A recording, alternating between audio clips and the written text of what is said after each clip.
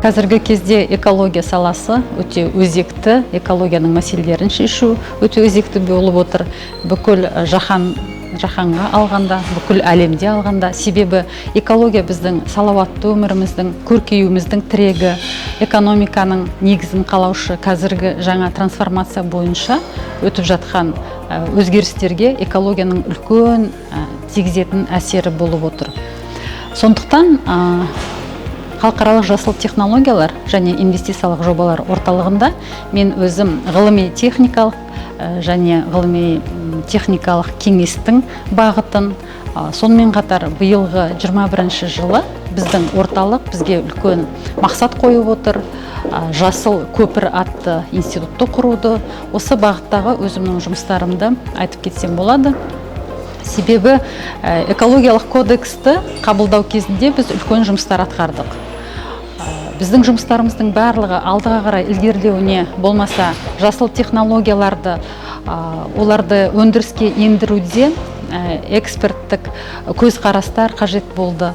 Себебі біздің нормативтік құжаттар мен заңдылық мәселелерінің барлығы әлі бекітілмеген себептен біз экологиялық кодексті сол келетін кедергілердің барлығын ескере отырып, өзіміздің ғылыми техникалық кеңестің мүшелерімен үлкен жұмыс атқарып, соларға өзіміздің ұсыныстарымызбен негізгі көзқарастарымызды жібердік. Айтып кетейін, ғылыми техникалық кеңес өзінің құрамында мәжіліс депутаттарын, сенат депутаттарын, белгілі ғалымдарды және өндірістің белгілі мамандарын, болашақ бағдарламасы бойынша ең үздік университеттерде экология бағытында оқып келген біздің түлектер жұмыс істеп жатыр.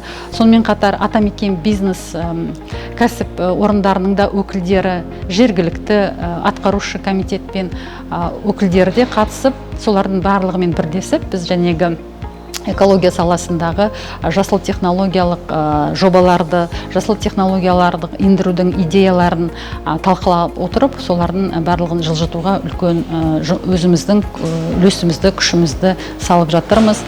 Одан басқа және экологиялық кодексті негізгі біздің орталықтың ең үлкен Қазақстан бойынша, еліміз бойынша өзімізге қабылдап алған мақсатымыз бұл бүкіл кәсіп орындардың жаңа технологияларға көшу, ең үздік қолжетімді технология принциптеріне көшу бағыты бізге өте өзекті болып отыр. Себебі әрине өзгерістердің барлығы тез ендіріле қоймайды, олардың барлығы кезең-кезеңмен үлкен қарастыруды, үлкен талдауды талап етеді. Сондықтан біздің орталықта ең қолжетімді үздік технологиялар бойынша біздің бюро жұмыстарын атқарып жатыр.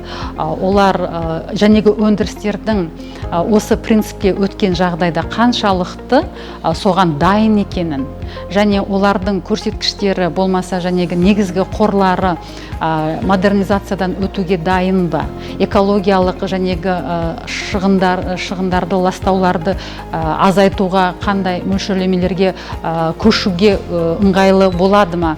Сондай сұрақтардың барлығын зерттей келе жәнегі кешенді технологиялық аудит жүргізді. Айтап кететін болса, 2700 кәсіпорын белгіленді. Әрбір саладан, бұл дегеніміз энергетика саласы, химия, газ өндіру және құрылыс материалдары, цемент өндірістері, ауыл шаруашылық бағыттарында да осы кәсіпорындардың барлығын зерттей келе, жәнегі біздің қабылданған жаңа экологиялық кодекстің өзінің күшіне енген жағдайда біздің кәсіпорындардың дайындық мерзімі қанша уақыт алады, болмаса олардың осы бағытқа бейімделуі болады ма, өтуге қандай қолайлы жағдайлар жасауға болады. Осы сияқты үлкен жұмыстарды біз өзіміздің алдымызға қойып отыр. Әрине, қоғамға экология саласының көптеген бағыттарын түсіндіру қажет болады.